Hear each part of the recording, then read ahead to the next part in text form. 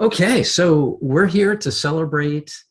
We exceeded 20,000 members in our Frequent Miler Insiders Facebook group.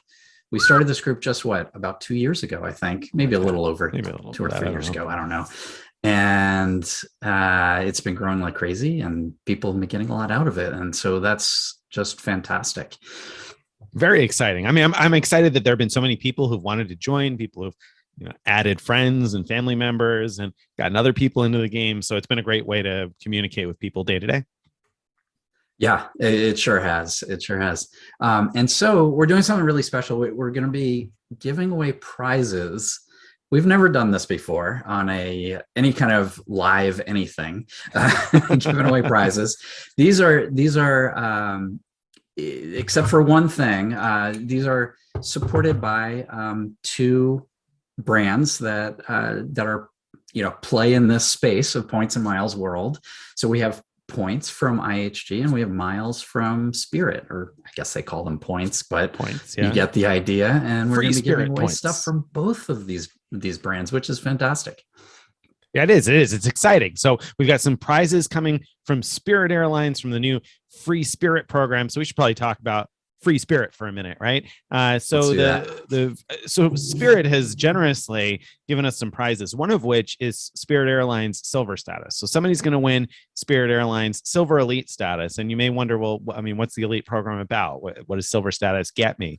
And the Spirit Airlines Elite program is interesting because Silver status will get you 8 points per dollar on spend on flights. So when you're buying your ticket, you'll get 8 Spirit points per dollar spent. And then you get 16 points per dollar spent on like your seat selection and all those other incidentals, baggage fees, blah, blah, blah.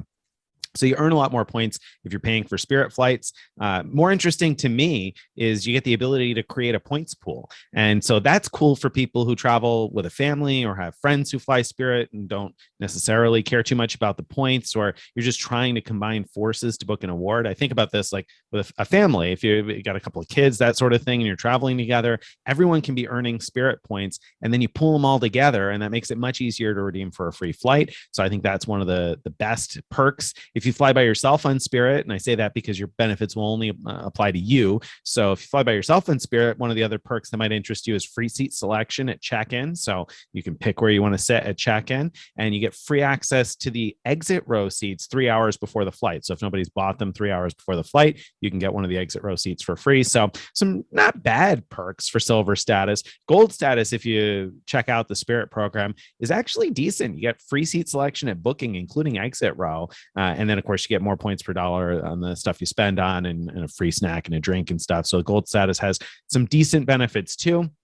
And having airline status can be useful sometimes because you might be able to parlay it into something better. I was able to take my Spirit Gold status last year and match that over to Delta Gold. And then I took my Delta Gold and I matched that to ANA Platinum. And now I have Star Alliance Gold. So, when you play these games, you can have some fun with it. So Spirit Silver status, cool benefit. Somebody will hopefully make out well having that, earn some extra Spirit points.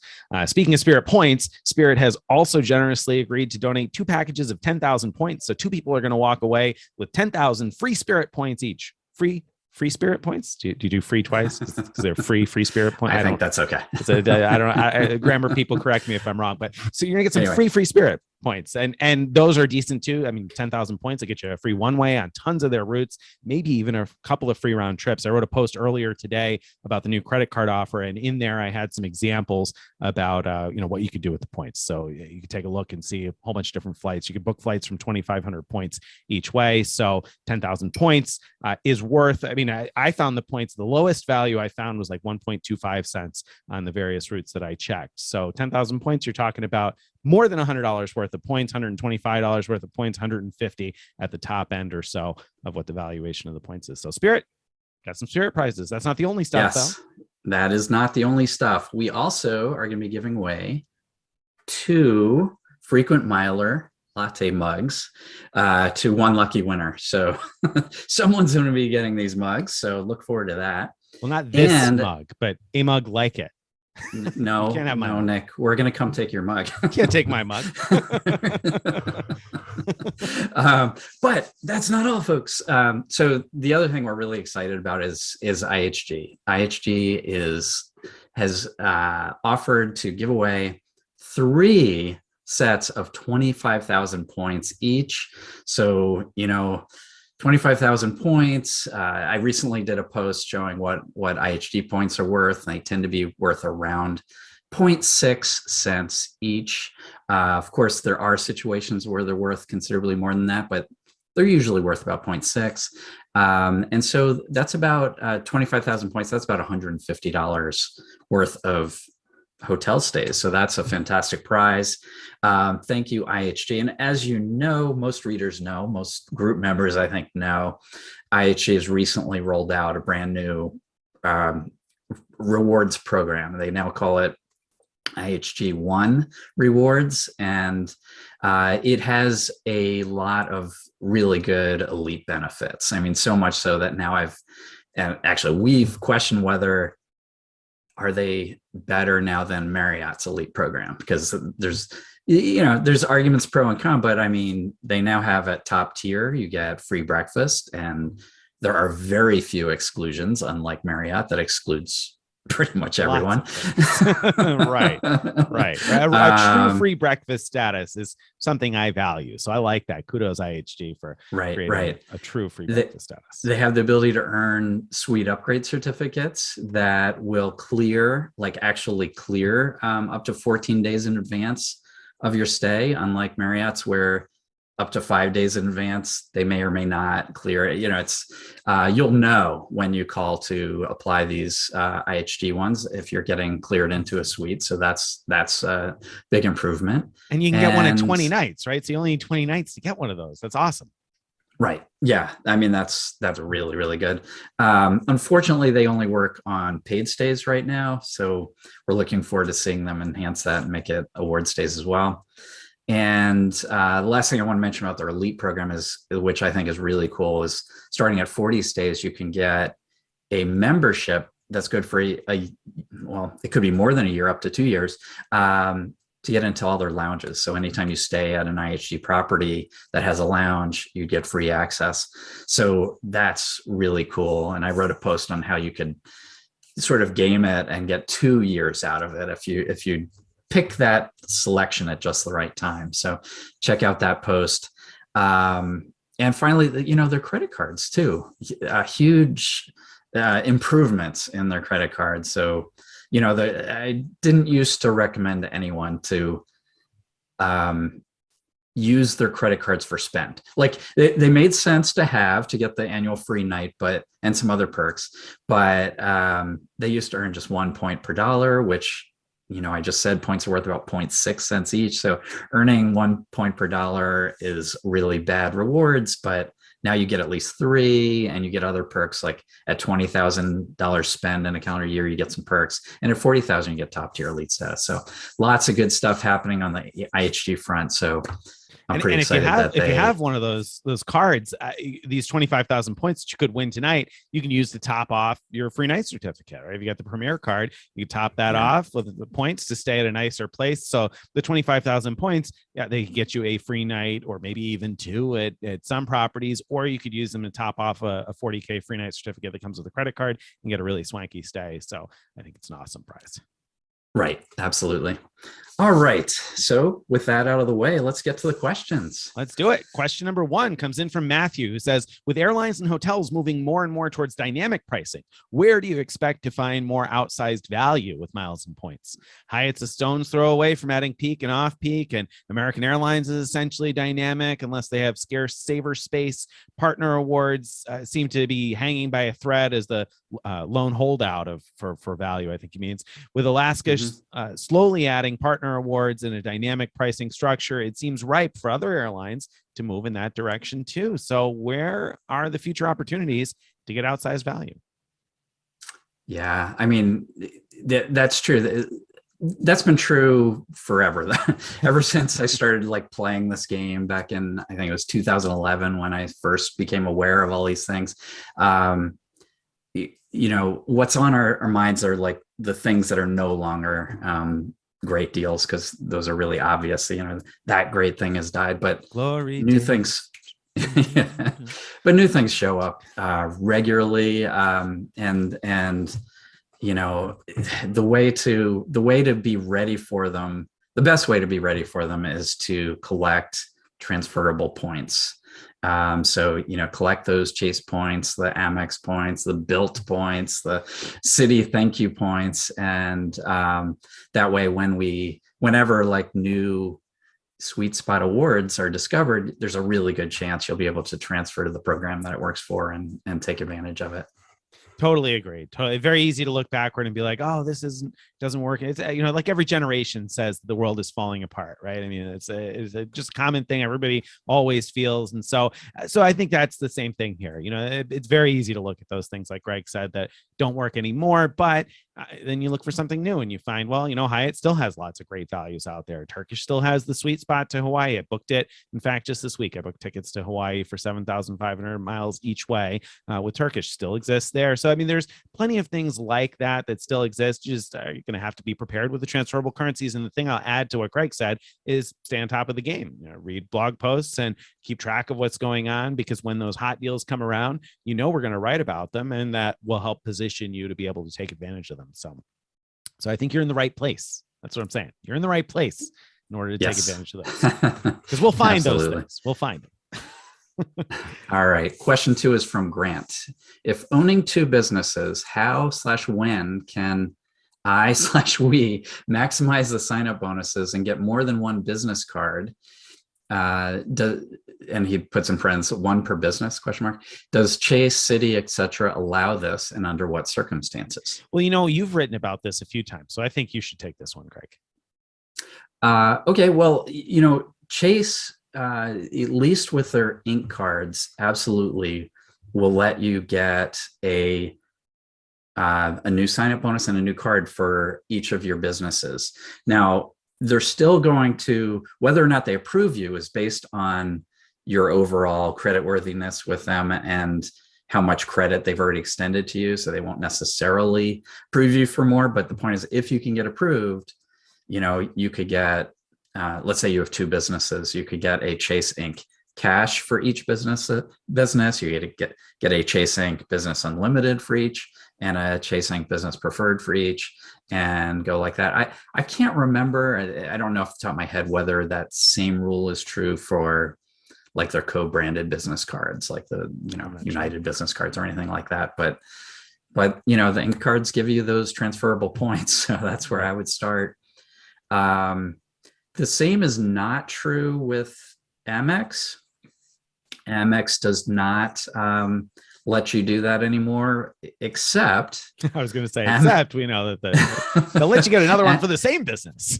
Right. Amex has more and more been targeting people. There's even public links to check, to try signing up for these amazing offers to extend your business, where they're basically say to you, hey, don't you want to extend your business and get another business platinum card and 150,000 or 160,000 points on top of that? Or do you want to extend your business and get another business gold card? Those are the kind of offers to look out for on the Amex side.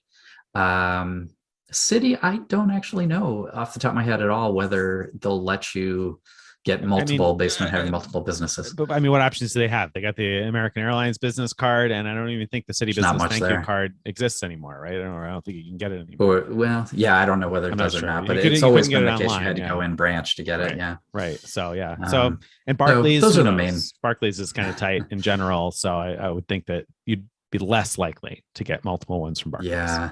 Bank of America, I think you can. And in fact, I think with Bank of America, I think it's possible with the same business to get the same card again. And again, just like I said with Chase, it really, what's more important is, can you get approved? Again, not really the fact that you have another card of the same kind. There you go.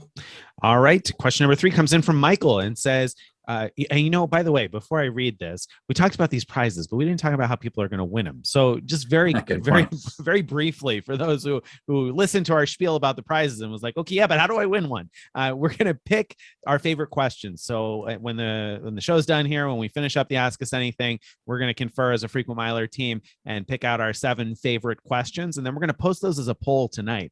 So we'll post a poll, and the voting will be open until 9 p.m. Eastern time tomorrow bingo night. So you'll be able to vote. So everybody in the group will be able to vote on their favorite questions. We'll pick our 7 favorite. And then among those 7 favorite, everybody in the group is going to have a chance to vote to pick their favorite questions. And we'll give away the prizes, 1, 2, 3, 4, 5, 6, 7 as the votes come in. So ask questions, because if you ask a good question, there's a good chance you might be able to win a good prize. That's a lot of good. But okay. What makes a good question, Nick? Well, if I knew that, then I would have my friends submit all 7 questions. We'll see. I don't know, but I'll know. We don't know what a good question is. I'll know it when I see it. Right. Exactly. All right. Question number 3 comes in from Michael and says, do you still get elite status perks when booking a car through an online travel agency like Priceline? I know that doesn't apply to hotel statuses, but that airline statuses do, even when booking through an OTA. Haven't been able to find a clear answer online. I found a slightly cheaper rate through Priceline versus Hertz. However, I don't know if I'm giving up the option to pick up from the President's Circle if I go with Priceline. I should have probably chopped off the second half of that, because we know the answer to this one. We do, although the answer is complicated. Oh, is I it? think. Okay. So yeah. So usually the answer is no, that you won't get elite perks. Like if you book through Chase, you book through Expedia or whatnot, Priceline lets you add your loyalty number. And, we've done that because we get, when we use auto slash to find great rates, they link to a Priceline page, right? That has the deal. And if you pick, then it gives you the option usually to pay now or pay later. As long as you do pay later, I think you have to do that, and put in your loyalty information into that reservation, then yeah, you should get your elite perks. Well, that's why the Did answer you have a seemed different easy. answer? No, that's why the answer seemed easy to me. Although, as you were talking, I thought back and I thought, I guess I have not booked a car rental through an online travel agency other than Priceline in a very long time. So I just don't know if it works with any others. Same with other ones, but then I realized, I guess I don't know that it does work with other ones. But certainly, Priceline does allow you to put your loyalty number in. I booked cars through Priceline last year a couple of times, put in my Hertz number, picked up from the President's Circle lot, so I know it works. Done the same thing with National before, so that works too. Again, I don't know, because I guess I haven't actually booked a car through like Amex or Chase or anything else in a long time. It's true. I could be wrong. It could be that it always works as long as you could get your loyalty number attached, and that could be the tricky part with some of them. I see, and I was thinking I've been able to pull up reservations before after booking them through like the Hertz app or the National app or whatever, but maybe I'm making that up. I see like this 2-year pandemic thing has got me rusty on my car rental game. Luckily, we're not going to be judging questions based on how well we can answer them. No. Thankfully for that. So I don't know. Does that make it a good question? Because he kind of stumped us a little bit. I'm not sure that's going to be up to members of the group to determine. All right. Yeah, we'll see. So next question up. Okay. Next one's from Grant Thomas. The other Grant was not Grant Thomas, I guess. This one says, "Hey, Greg and Nick, what do you think is the most overlooked / underappreciated travel deal or credit card at the moment? Also, please give me Spirit miles." Please don't give me Spirit miles, he said. Oh, shoot. I didn't read the note. We almost have to give him the Spirit miles for that. The most overlooked, underappreciated travel deal or credit card. This is a great question that pops into my mind now and then, and I think about a lot. But trying to pick one right now, I'm blanking for a second. Can you save me here, Greg? Do you have one in mind? Oh, I think that I got one. But go ahead. I think city transfers 1 to 2 to choice are very underappreciated. I mean, I've written a lot about it. Yeah. I haven't seen many other blogs talk much about it, and to me, it's like just such a fantastic deal. Suddenly you can get hotels for such a small number of city thank you points, as long as you have the City Premier or Prestige card, so you can transfer 1 and 2. It's terrific. Yeah, I think that's a really good example. A perk that I never really hear people talk much about, but one that actually influences which credit card I use is return protection. That's something that luckily I've only had to use a couple of times, but I have a claim out right now and another one that I still have to file on something. And I've at times decided which card to use by saying, you know what, I don't know if this is going to work out. And if it doesn't, I want to be able to get my money back. And so that's a perk I value on the Amex Platinum card. The Chase Ritz card also has it. I filed a return claim with them though last year and it ended up getting denied, although it's kind of a long story. And I didn't write about it because I wasn't really sure that it was their fault necessarily. But at any rate, it does influence which card I use. And in fact, just today, my wife was buying something online and I almost said, you know what, we should use this card instead. And then I stopped myself and I said, you know what, go ahead and use the Platinum card because I thought to myself, I want to make sure that we can return that if we don't end up wanting it. So I think that's an underappreciated perk, at least it feels that way in my world right now. In terms of travel deals that get overlooked, I think that Greg makes a great point with the choice privileges thing. I also think the Vacasa thing kind of goes the same way in that we haven't really seen very many other people write about how much value you can get with Vacasa. Now it's limited because their footprint is limited. And of course, the number of places where you're going to get great value for your points just totally depends on where you're going and when you're going. But I still think that that's something that's underappreciated by a lot of people because there are a lot of nice Vacasa places out there, it seems. Absolutely. I mean, I really think that with Wyndham doing this, they really made it possible for people, especially within the US, traveling within the US, to get really great value from your Wyndham points for the type of travel that many families are doing anyway. Right. And, you know, as opposed to, you know, so much of what we write about where you get the best value from your Hyatt points or whatever is like things like the Maldives, which, you know, is great to do once in a while when you can, but it's not something you're doing all the time. I probably shouldn't have picked on Hyatt because they have plenty of great uses even within the US for regular travel, but you get my point. Yeah, I know. I totally get your point. I mean, we're looking at planning a trip to Europe right now. And so I'm looking for opportunities to use Hyatt points. And particularly I'm looking for opportunities for nice suites because lots of places in Europe limit you to no more than 2 or 3 people in a room. And I got a family of 4. And so I've been running up against a lot of that. Oh yeah, this property is a great value if you only have to book 1 room. But you know, if I got to book 2, then it's less exciting. So I think that makes the Vacasa angle, at least for those of us traveling within the United States, particularly appealing. So there you go, Grant. I think that covers a few bases there. Anyway, we didn't talk about any cards, but I'm sure a card will come back to haunt us here at some point. So question number 5 comes from Josh. Josh says, Greg and Nick, if you weren't running a points and miles blog, how many and which premium cards would you have and keep long-term? Now that is a great question. I love the qualifier there. If you were not bloggers, so if you weren't writing it, because it does make a difference. There's a number of cards I keep because I write about them. I wouldn't necessarily keep otherwise. So Right. So what would you keep? Yeah. Wow. That's a really good question. And certainly, you know, there are cards I keep because I'm a blogger and because, you know, some things are easier for us in our situation, like getting referral credit. So a card is worth paying the annual fee because we get all these points from referring others. But, you know, right now, like this, my situation changes all the time. So we'll see. But just about 6 months ago, or maybe a year ago, I was thinking I finally should get rid of my Sapphire Reserve card for various reasons. I mean, one being the Sapphire Preferred now earns 3 points per dollar in dining as well. And so, you know, so the only benefit really is getting 3 points per dollar for travel instead of 2. But then I've entered a period of time where I'm paying for travel like crazy, like all the time these days. And so much of it is not like paid with points. And so Sapphire Reserve has just been my go-to, and I feel pretty good getting those 3 points per dollar. And so I do think I would still have the Sapphire Reserve. I probably would not. I don't think I would have the Amex Platinum. I don't think I'd have this. Well, would I have this?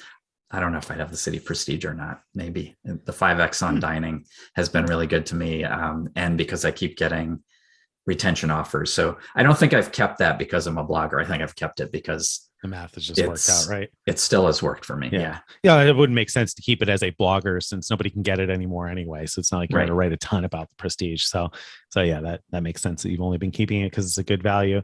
So no platinum, you would keep the CSR and you'd keep the Prestige just because it continues to be a decent deal. What about your Altitude Reserve card? I don't know. I've been on the fence about that one anyway.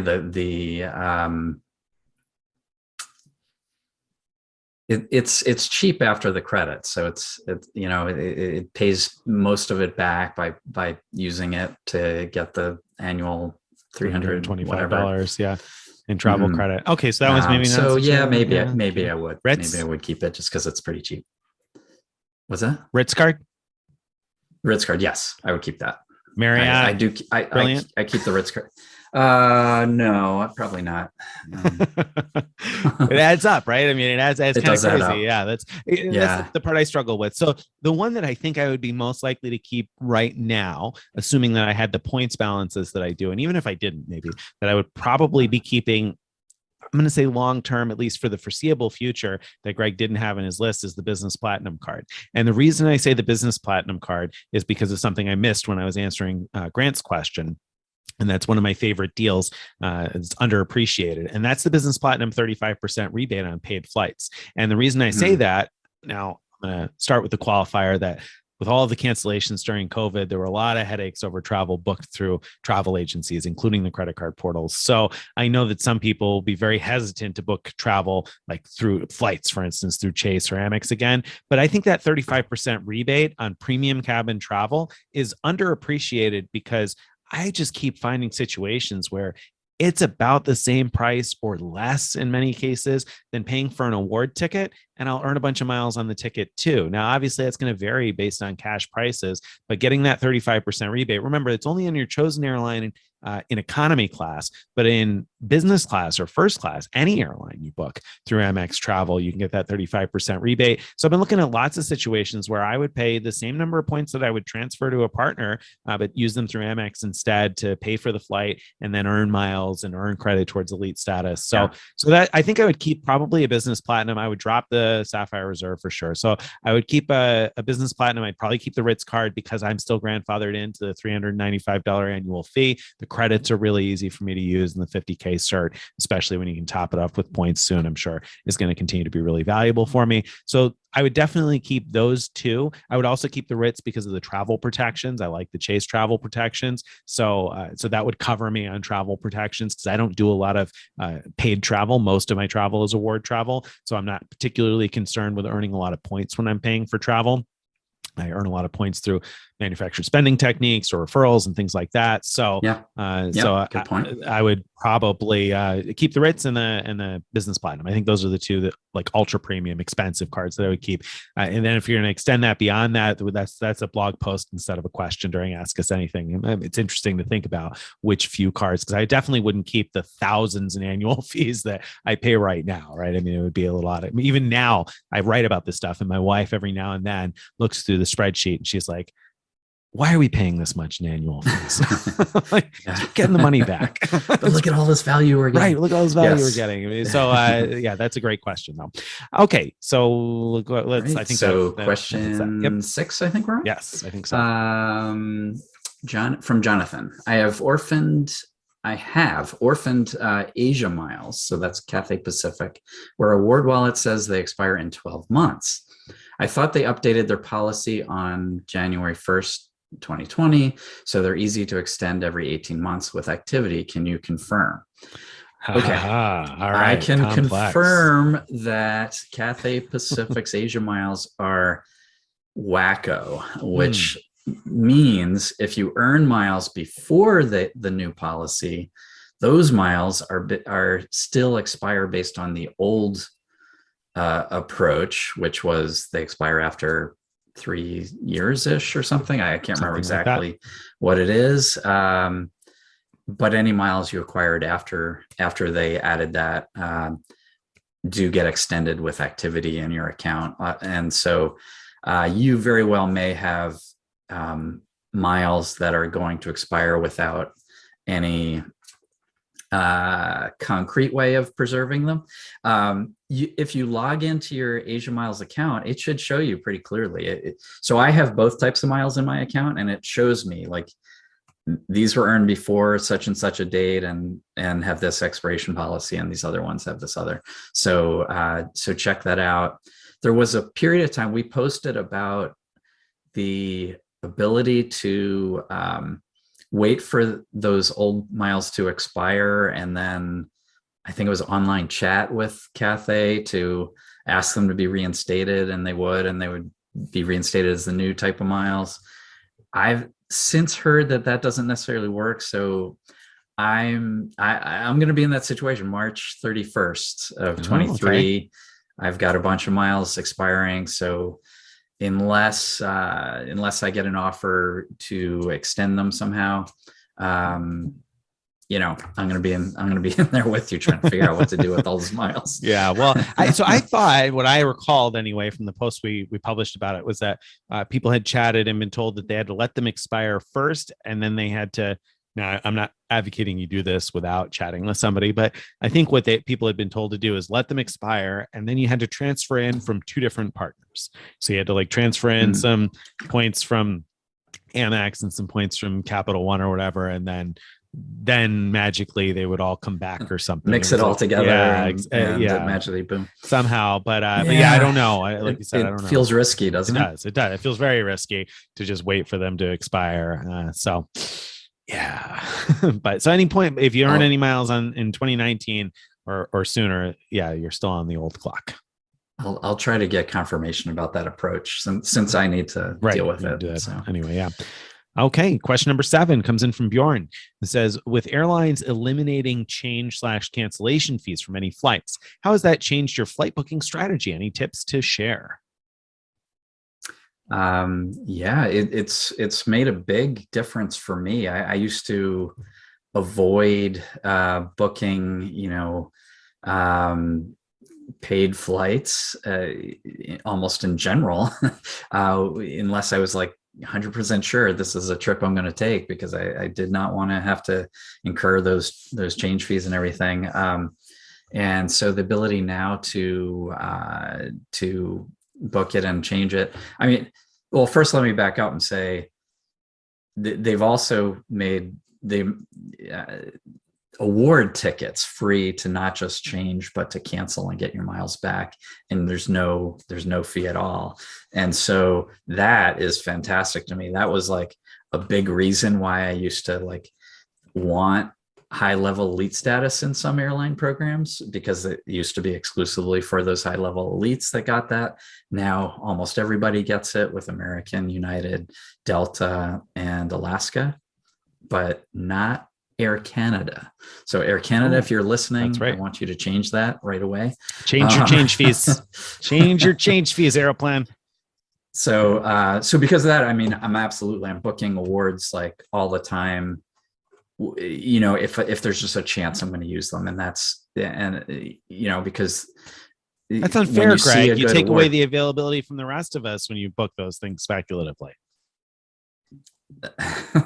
If you happen to be trying to book the exact same day that I may or may not be taken, then that's true. I think that's pretty low probability, but yeah.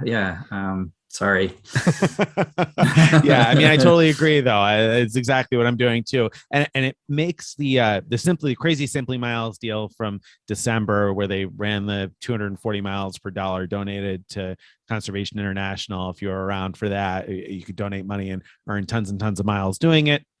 And so, many of us made big donations and collected lots of American Airlines miles. So now I'm flush with American Airlines miles. And since they have no cancellation fee, I mean, I'm booking stuff because I'm like, okay, well, we might take that flight, or, I'm going to book this and then I'm going to look for a better option, but at least I know I have this locked in, if nothing else. So I think that really helps with that, especially like the free redeposits. Lots of foreign programs long had cheap redeposits. And so I would book with Singapore because they used to have a $20 cancellation fee. So I'd book something with Singapore, but I wouldn't like go willy nilly because I didn't want to pay $20 a person over and over again. But when it's, free cancellations, then it's really easy. So, yeah, I mean, that definitely changes my strategy in the sense that I will lock in the first thing I see in order to have something booked. And then that gives me, I don't know, I think it's more fun then to hunt around for the ideal once I have the pretty good locked in. Yeah. So, yep. I think it's huge. It's absolutely huge. So let's hope that stays, that ability. I mean, I think it's going to be pretty tough for one airline to, put back the fees, but we'll see. Yeah. All right. Let's see. Okay. Yeah. Stephen, let's plan to go 10 minutes beyond the hour because it took us a while to get started. I think that's a great idea. So Stephen just wrote us that note. He's working behind the scenes and feeding us questions one by one. Okay, next question comes from Kim. If you had the misfortune to be banned by a credit card issuer or airline, what issuer would you least like to be banned by and why? American Express, because they are handing out points like candy. That's the other reason why the Business Platinum would be my premium card of choice, because I was talking about that 35% rebate. And I think that that's particularly valuable because Amex is handing out points like candy. I mean, the points parade has just continued on and on and on. So that's the one I wouldn't want to be locked out of because it's so easy to keep replenishing your points between cards that earn a good return on everyday spend or in bonus categories that I use, the ability to earn points by referring people, and then these constant no lifetime language type offers to expand your membership with them. So yeah, I think Amex is the one that I would not want to be banned with. What do you think, Craig? So I'm gonna name a loyalty program as opposed to a bank. All right. Which one do you think I'm gonna say? I mean, I think you're gonna say Hyatt, I guess. So you're that much of a fanboy. Yeah. I thought you might say Delta. Delta. No. Should have said choice privileges. That should have been the one. Yeah, I can't give up my Hyatt stays, and so that would really hurt me to get banned by Hyatt. I would really hate that. And so, as a result, I definitely wouldn't want to be shut down by Chase because that's such a big source of my Hyatt points is from Chase cards transferring over. Although I guess I could then get a Bilt card and pay a huge amount of rent. Maybe I'll write you a little space. You have maybe rent like 5 different apartments just so that I can earn a lot of Hyatt points. Yeah, although you say that the whole bit about not wanting to get banned by Hyatt, because obviously lots of great opportunities to get terrific value out of Hyatt. Although, what do we value Hyatt points at? 1.6 cents each. So if you still maintain Chase points, if you get banned by Hyatt but not Chase, then you can use your Chase points at 1.5 cents each and probably book a lot of the Hyatts that way. And yeah, but value. When you say what do we value it, that's our reasonable redemption value, meaning it's easy to get that much value or better. I easily get way more value than that often, right? Very often. It goes beyond the value of the ride. I was being a little bit facetious. Absolutely, there, but it goes beyond that because the elite program is so valuable. I'm going to be in New York City this weekend, and I'm staying at a Hyatt because not only is it a decent value against the points rate of the hotel, but when you add in the fact that I'll get free parking, which is huge in Manhattan, and then also free breakfast and everything else, it adds up to be very valuable. So that's definitely one that would hurt to be banned by. All right, yeah. Anthony. All right. Next is from Anthony. Mm-hmm. My question is related to Singapore Airlines.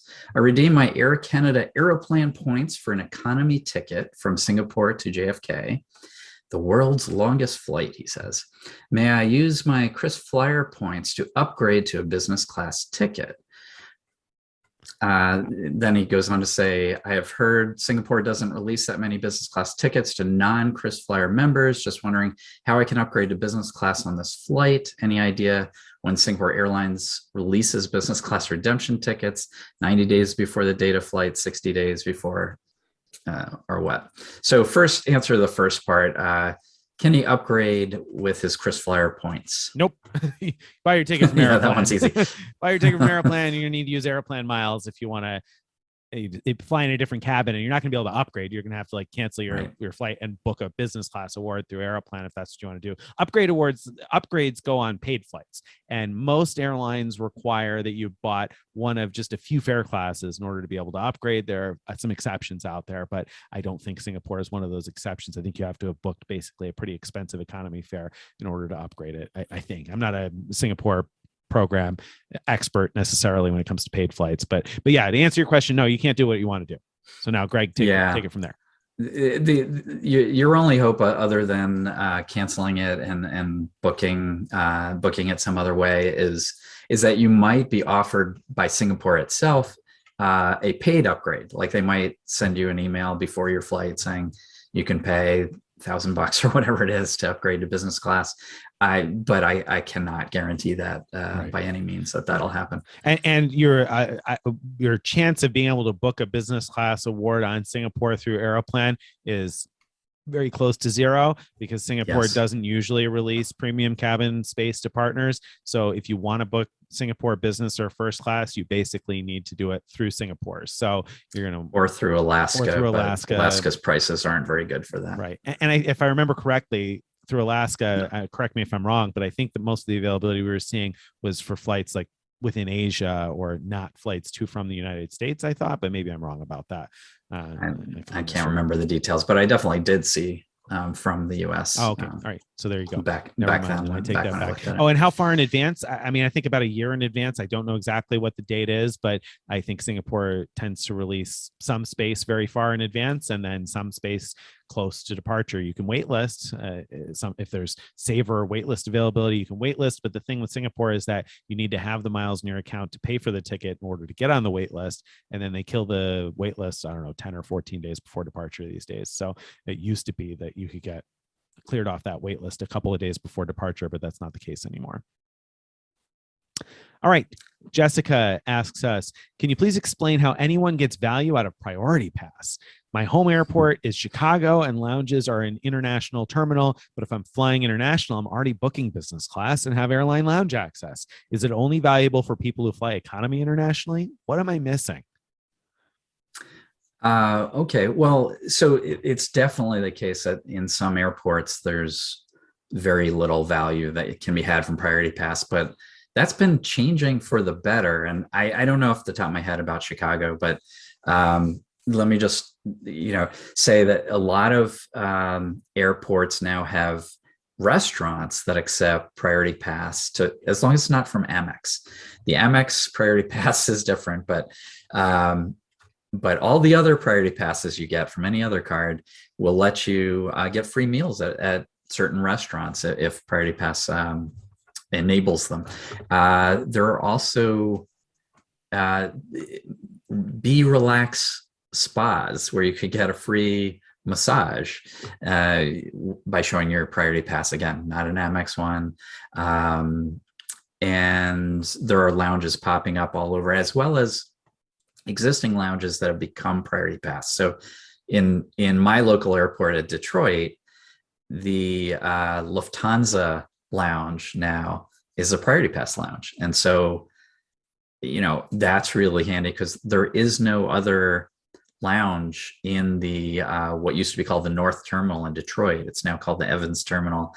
And so even if you're flying business class, like on a non-Star Alliance airline out of there, you wouldn't get access to that lounge, but you will because you have your Priority Pass card. So it just depends. I mean, there definitely are opportunities, but as you pointed out, not necessarily from your airport. Yeah, I find that domestically, or at least in my experience, based on the airports that I travel to and from, I haven't gotten very much value out of it domestically within the United States. There's been occasions where I've used a restaurant and gotten some value out of it. But by and large, most of the Priority Pass lounge visits I've made have been in foreign airports. And sometimes, I guess, when I've been flying economy, more often than not, though, in places like what Greg just described with the Delta terminal. Sometimes I'll fly out of an airport airport where there aren't very many lounge options, or the airline lounge is kind of sad. And sometimes in some areas, there are nice ones. Now, that really varies based on the part of the world you're traveling to, what type of travel you're doing, blah, blah, blah. But like the Plaza Premium lounges, for instance, which I don't know if they've all left Priority Pass, because I know a bunch of them did at some point, but they had been anyway in the program for a long time. And there's some really nice ones in Asia and in Australia, New Zealand. So again, it just depends on where you're going as to whether or not there's value. I've gotten good value out of my Priority Pass, but more of it has been internationally and the ability to lounge hop a little bit and pick a good lounge. Right. But the overall point of, if you're flying international business class, you're probably getting into a good lounge anyway in most cases. So there's not a lot of value to be had. That's absolutely true. Yeah. Domestically, I wrote about just recently the club, right? Fly out of Charlotte. Yeah. Charlotte Airport has a great Priority Pass lounge now. So that's one that I know of. Yeah, I was thinking about it just earlier today, because I was looking at booking a flight where one of my options was to fly American connecting through Charlotte, and I was like, "Ooh, I can go to that club lounge that Greg just reviewed with my Priority Pass." So yeah, it is variable. That's why I think I don't really assign any value to the Priority Pass in terms of like, I don't assign a cash value to that every year, because it's something that maybe I'll use and maybe I won't. But when I do, it's nice to have. So one of those things, I wouldn't probably pay for it, but I use it now and then. And actually, when you mentioned Priority Pass, I thought to myself, oh man, when I said which ultra premium card would I keep earlier, and I said I would keep the business platinum and the Ritz card, I didn't mention the fact that the Ritz card has the Priority Pass, of course, with unlimited guests, and then you can give that to authorized users. Capital One Venture X card would also be. I just keep thinking back now, and I'm like, man, I don't know what the answer to that question is. So it's going to be on my mind all night. All right, so but I'll tell you, it's so dependent on the airport, because like I said, now that Detroit has it, it's so much more valuable to me than it was before, because now if I'm flying Spirit, if I'm flying Southwest, if I'm flying American Airlines, if I'm flying United, all of those options are in the North Terminal. And so now I have a lounge access when I'm flying those airlines. So that's just terrific. And if you fly out of Dulles, then you got Chef Jeff's, and Greg and I have reviewed Chef Jeff's. It's a restaurant where you can get yourself a credit and some food. You could call it food. Some food. Sure. So, yeah. All right. All right. Go ahead. What's the next one? Question is from Garrett. Have a decent amount of Star Alliance, Air Canada / Turkish paid travel spend coming up for work, and currently no Star Alliance status. So, Greg and Nick, which Star Alliance award account is best / easiest to put paid travel on in an effort to get Star Alliance Gold status from spend? Okay, so from spend, most foreign programs, I don't think have these like spendy requirements where you're going to where that's a part where how much you spend matters. It's how much you fly that matters in most international programs, to my knowledge anyway. So the whole idea of qualifying dollars, that's like an American program type of a thing in general. So I what I think of when you say that is, well, so if you're going to be flying paid on Turkish, then you must be going somewhere, probably, I'm going to assume somewhere in Europe. And if that's the case, I know that, is it Aegean or Aegean? I don't know how you pronounce it, but I know that they have relatively low requirements for getting to Star Alliance Gold in terms of the number of miles flown, but they require 4 segments flown on their flights. So if you're going to be in Europe and you can squeeze in 4 flights on Aegean or Aegean, however you pronounce it, then I think you might, if you've got a fair amount of that travel, as you mentioned, you might be able to get yourself to Star Alliance Gold the most easily that way. Unless you have some status, you can leverage and match to ANA, because they have that status match going right now where you could match your status and get Star Alliance Gold. Now, I don't know anything about requalifying with ANA though. So do you have any other thoughts on that, Greg? Yeah, I think that was a great suggestion. I don't remember all the details, but you might look into, if you have or can get the Air Canada card, the combination of the amount of travel you're doing and spending on the Air Canada card might be enough to get you where you need to go. That's a good point. And you get some level of status the first year with the card anyway, right? Right. So yeah, I think you get their 25K status automatically, which doesn't really get you much, but It's better than nothing. Better than starting at zero, probably anyway. So, Right. that's a good suggestion. The Aeroplan card could work out well, especially because you are going to be putting spend on it. So, the more spend you put on the card, the more benefits you can end up Yeah, with. I think you get a bump in status when you spend 15 50K, or if I 50, remember 50. right. You're right. Yes. So that could be worthwhile. Could be one to chase after there. Yeah.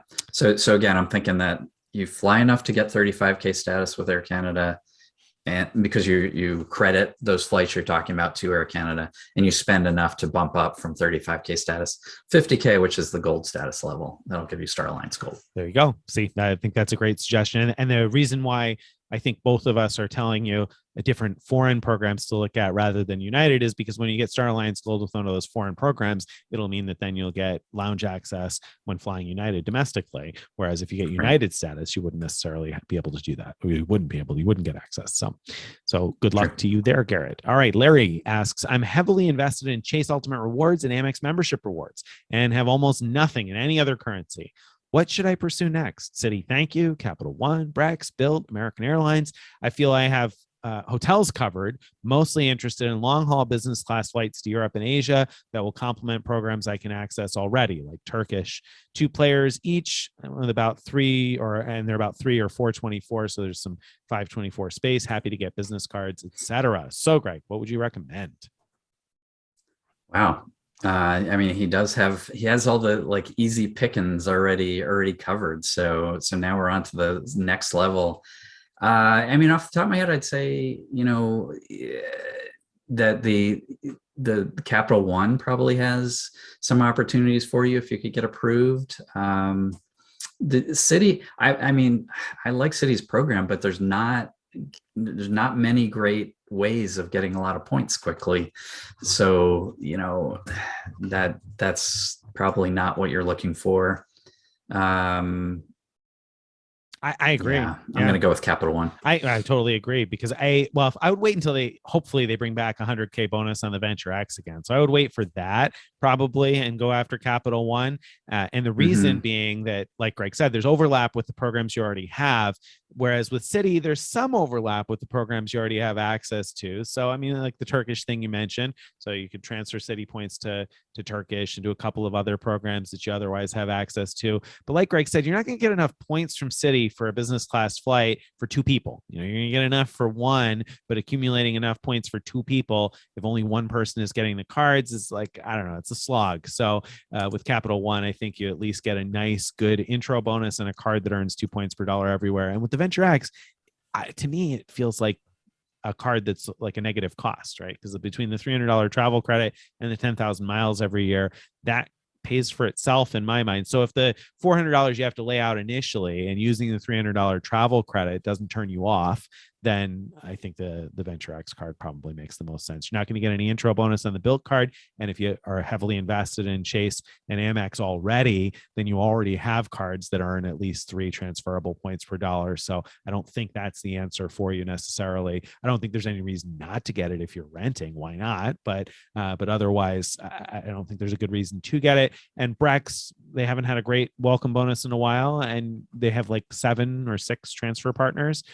So, I mean, it's only kind of nice. And then from there on out, your Amex Gold card is going to earn 4 points per dollar at restaurants anyway. So Capital One. All right. Now we're into rapid fire questions. We've got to ask these, okay. Answer them as fast as we can. Yes. All right. Is it? I think it's your turn to read now. Okay. All right. Oh no, it's mine. Jordan says, I'm having issues generating meaningful amounts of points for Vacasa. All of my best MS avenues have dried up, so the Wyndham Biz card is helpful, but still difficult to generate points driving a hybrid. There are so few type in thank you points in Capital One. Thank you points in Capital One's sign up bonuses that are attainable in a short amount of time. I bought things at Groupon for 36x. If their math works out properly, any other ideas to get Wyndham points? Caesars, you could transfer from Caesars, although we probably don't have any ways to get Caesars points. All right, I'm going to say real quickly: earn cash back and buy Wyndham when Wyndham points are on sale for a penny or less. Oh, I like it. Very good. Okay, right, next question. Next question. So 14, Holly says, I'm planning for my next Chase card. Once I'm under 524, I have plenty of membership rewards points for flights. So what I really need are hotel points. Am I crazy to consider an IHG card? I only have a Chase Sapphire preferred and a Ink cash card, so not chasing status, not eligible for Marriott Chase cards because I have the Amex Business Marriott. Sure, Hyatt is great, but I might find more use in the IHG points and fourth night free. I guess mostly I'm debating on an IHG card or the Chase Ink Unlimited. Oh, well, if it's between those two, I much prefer the Chase Ink Unlimited because that's going to give you more transferable points that you can, because you can move those points to your CSP and then to transfer partners like Hyatt, IHG, Marriott. But it's only 75,000 points, and Holly's saying she's got flights covered, so she's looking for to cover hotels. Yeah. So. Right. I was thinking more in general, but no, I don't think it's crazy at all to consider IHG. I think those are great cards, and the current bonuses are very good. No, I don't think you're crazy. The thing that I think is crazy is that you're saying you're debating an IHG or a Chase Ink Unlimited instead of I'm getting an IHG and a Chase Ink Unlimited because the Chase Ink Unlimited isn't going to count towards your 524 status. So open that one first and meet your. Neither will the IHG Premier Business card. Right. So do that one. Actually, maybe get both the IHG Premier Business and the Premier, and then you have a lot more points if one isn't enough for your trip. There you go. Jason says, when will the FM team hold the next? Oh, I'm sorry, I jumped. That was yours. But when will the FM team hold the next challenge, like a 40K to far away, and what will it be? I don't know. We had something kind of planned before the pandemic hit, and then obviously the pandemic hit. Yeah, and it fell apart. I sure hope we'll at least start planning it this fall. If we don't actually do it in the fall, we'll see. I mean, we all want to do it. Absolutely want to. We will do another challenge, and it'll be different somehow. But hopefully, right. We just don't know when. Yeah, we just don't know when. Yep. All right. So, yep. All right, Liam, can I use the Venture X $300 credit to book a Hyatt stay, then upgrade with points to a suite later? Nope. You got to book direct with Hyatt if you want to be able to do anything with the Hyatt points. So can't book direct with a travel agency. Sophia asks, going to spend 3 months in Europe. Is it worth a hard pull to get the Charles Schwab debit card to avoid paying for ATM fees? They don't hard pull anymore. I'm 99% sure they don't hard pull anymore. Check the Doctor Credit has threads about all that stuff. But if you check their Schwab thread, I'm 98% sure they don't do a hard pull anymore on the Schwab debit card. They used to hard pull for that, but I don't believe they do anymore. And you know what? Even if they did, I mean, hard pulls are so overrated as to how bad they are. That they go away in 2 years completely, but they're very little impact even in the short term. So people get so caught up on but I got a letter that said too many inquiries, but the letter doesn't mean anything, guys. It doesn't mean anything. Like, stop it. Right. It's not the inquiries. I say that. Who would know that unless you get deep into this game? But yeah, so don't worry about it. All right. Michael wants to know, I've never run across IHG lounges, but know that they're emphasizing it in the new program. Where can I find these mythical lounges? overseas, intercontinentals and overseas, Crown Plazas overseas, and sometimes Holiday Inns overseas. I don't know. I haven't seen that yet, but Crown Plazas in many cases in foreign countries will have them, and intercontinentals do. I have to think IHG plans to open intercontinentals. More, right? Yeah, I don't know. I'm actually waiting to hear back from IHG. They had promised to give us or try to get us a list of the properties, because I would love to be able to publish that and let people know if you're gonna stay 40 nights so you could get lounge access. It'd be nice to know, well, where would I be able to actually use that? Right. So that hopefully they'll come through with that. That would be fantastic. I hope so too. All right. John asks, guesses on whether the Schwab Platinum 10X plus 100K offer will return, considering applying now for cash out versus waiting. So you're thinking about applying now for the Schwab card so you can cash out points at 1.1 cent per point, but you're like, is that better offer going to come back? What do you think, Greg? Yeah, and I probably not, but I mean, Amex has been such a mystery with these sign-up bonuses that our ability to tell the future with them is really tough. But I probably wouldn't wait hoping that they did it. I would seek getting more points through other signups and get that card for whatever the current signup bonus is. Yep. But it's 100K, I guess. Yeah, 100K still. So yeah, I would say, do we know? No, but what do we know? Do I think it's going to come back? No, but what do I know? The Amex is really surprised. We don't know, but what we do know is that there's so many other opportunities for earning Amex points that I'm not going to cry myself to sleep over missing. If you give up a future great offer on that by signing up now, you can still get all these other points from the other bonuses. So I wouldn't sweat it too much. Nope. All right. Devin says Hilton certs have language saying it's for double occupancy. In your experience, are they strict on that? Or could I bring my young 5 and under 2 kids on a free night from a cert? I think it's going to depend on where you want to go. I don't know the answer definitively. I know that I've used Hilton free night certificates with 1 small child, and I haven't yet tried to use them with 2. But I think that if you're going to Europe, you're going to have a much harder time in general. I mean, I think most people know that European hotels tend to be pretty strict on the occupancy limit. In Asia, my experiences so far have been that they've been very permissive of at least 1 baby anyway.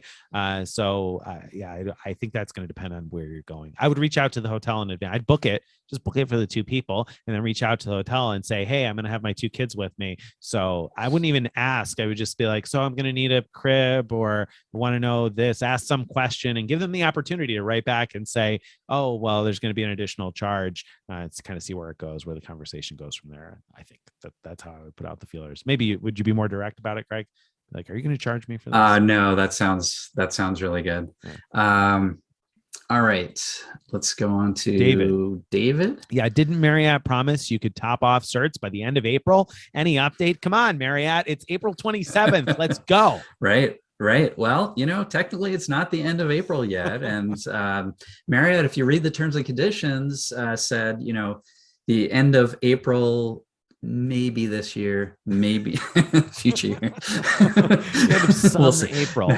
Yeah. I have this image. I used to be in software development, and the forward-facing people would promise all kinds of things that we would tell them, no, we can't do it. So that's what I'm picturing, is the technical people going, we can't get this done in time. So that's my guess is what's happening. I actually logged on today and tried booking just to see if maybe they snuck it in there, and it still was not an option earlier today. So yeah, it's they're not delivering. I mean, I wouldn't be surprised for this to be like a 5 p.m. on a Friday kind of a thing that debuts, when it's not going to be tons of people booking all at once. Like when not everybody's going to see the news right away. I could see that coming out like late on a Friday afternoon or something. So I wouldn't be surprised if it ends up happening the end of this week, but I also wouldn't be surprised if Greg's right. It just doesn't happen for a while, but I'm right there sweating it with you, because there's a hotel I was looking at last night that's 56,000 points per night. And I'm like, I got a couple of 50K starts. I could just add 6,000 points to them. Be nice. So I'm right there sweating. For sure. With you. All right. Brett is the next one up. Okay. Brett says, is the JetBlue/AA partnership going to fall apart if JetBlue buys Spirit? Seems to me like it might. I have no idea. Out of my element on that. I don't know. What do you think, Craig? Gary, View from the Wing, says he thinks it will. It might. He knows this stuff way better than I do. Yeah, that's not my area. Merrick says, what was your craziest use of miles or points, hotels, flights, or anything else? What was your craziest use of points or miles, Greg? Probably when I used 1.2 million Virgin Atlantic miles to go to Richard Branson's Necker Island and spend a week all inclusive with Richard himself and about 14 other guests on the island. It was crazy and amazing. That's terrific. That's my craziest use was when I used 10,000 miles plus a $75 close-in booking fee to book a one-way Hawaiian Airlines inter-island flight back before I knew what I was doing. for a flight that was about $111. I paid 10,000 miles and a $75 close-in booking fee. So that's my craziest use of miles. Gosh, if I could go back and strangle the me that didn't know what he was doing, I would. All right. So Javante says, while on a business/first class reward flight, have you ever mentioned how much you paid for your ticket to any of the cash paying passengers in the cabin? If so, how did they react? I mean, so I'm curious about your answer to that, but also, of course, I mean, you went to Necker Island. Richard Branson found out that you were there on miles. So share, what do you got here? That's true. That's true.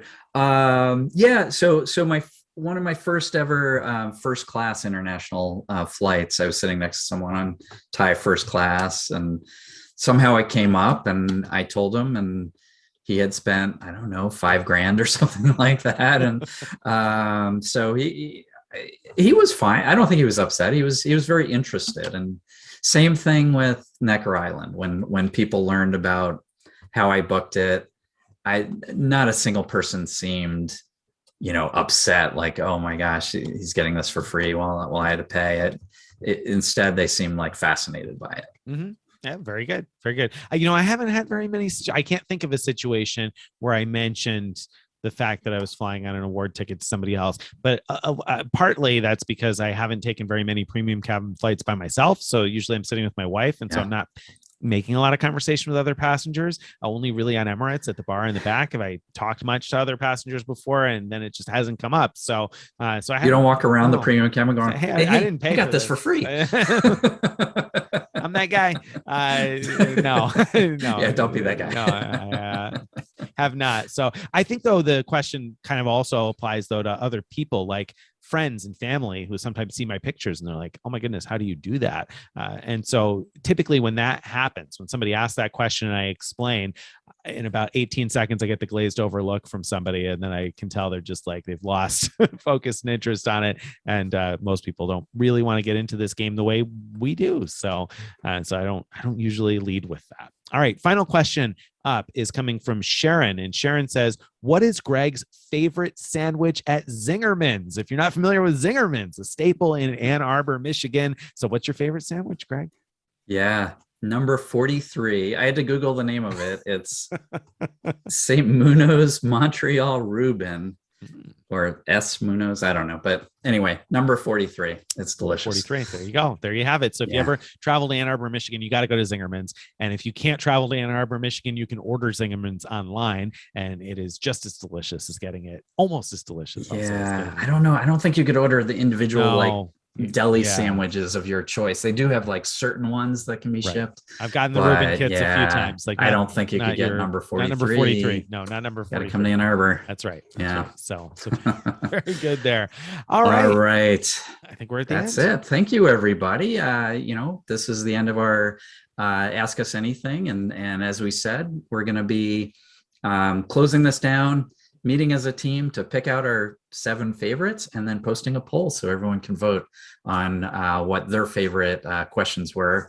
And then we'll hand out the prizes. There you go. Sounds like fun. So be on the lookout for that poll in the group. And remember, you can vote on your favorite questions until 9:00 Eastern time tomorrow night. And then we'll determine who the winners are, and we'll probably reach out via Facebook, but we'll connect with you in order to get you your prizes.